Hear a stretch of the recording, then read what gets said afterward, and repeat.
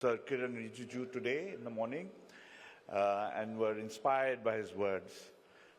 So welcome all distinguished leaders of the industry. Today we will be listening to a lot of leaders from across India, and we speak to all the young friends in the room, both here and outside. The Youth Conclave under the banner of India at 2047. Really, this is the responsibility of a generation. In just 21 years, India will turn 100. So therefore, India at 2047 is not just a milestone. It is really a test of whether the largest youth population in the world can convert opportunity into outcomes. When India became independent in 1947, our literacy rate was barely 12%. Our economy was fragile, but even then our youth were fearless. Young Indians built institutions, industries, and ideas from scratch. They laid railways, launched PSUs, wrote our constitution, and gave us faith in democracy. And institutions like ABP, born during the freedom movement, played their role by asking questions, shaping opinion, and giving voice to a young nation finding its feet. Today, India stands at a very different place. Over 65% of our population is under 35. We are the 5th largest economy in the world. We are the 3rd largest startup ecosystem with over 100 unicorns worth over $1 billion. This is not accidental. This is the outcome of youth ambition meeting opportunity. So where do the opportunities lie for the future? First, economic leadership. The next global workforce will come from India. By 2047, India will have nearly 1 billion people of working age. If skilled, this is power. If unskilled, this is pressure. Second, technology and innovation. Indian youth are already building global companies, AI platforms, fintech systems, and space technology.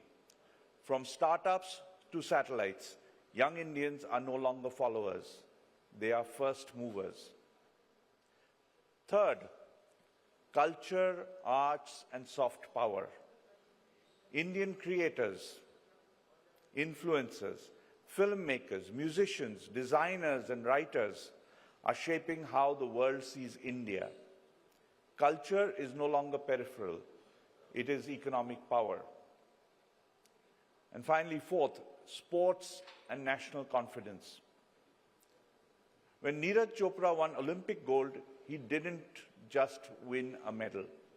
He changed belief. The message was clear. A small-town Indian can be the best in the world. However, we must understand that opportunity alone is not enough. The road to 2047 is not guaranteed. It is contested. The challenges ahead are many. To list a few, we need to create jobs at scale. There is a need to address the skill mismatch between education and industry.